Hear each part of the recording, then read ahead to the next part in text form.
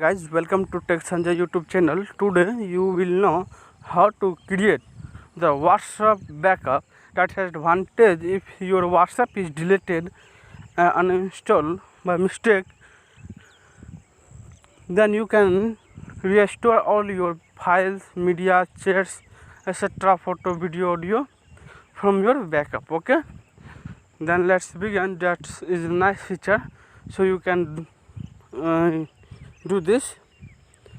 Then let's begin. First of all, open up our WhatsApp application and go to the more option, that is three dot option, and click on setting. Okay, and the second option will be display chat, themes, wallpaper, and chat history.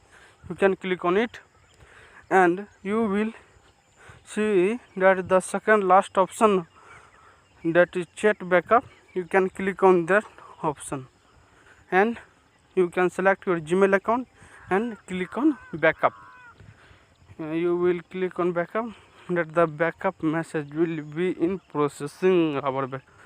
Okay, you will see that it will take the time according to your storage, how much MB will you want to make a backup. My backup will be done 89%, 95%, and 100%. 100% backup will happen. Okay, thanks for watching.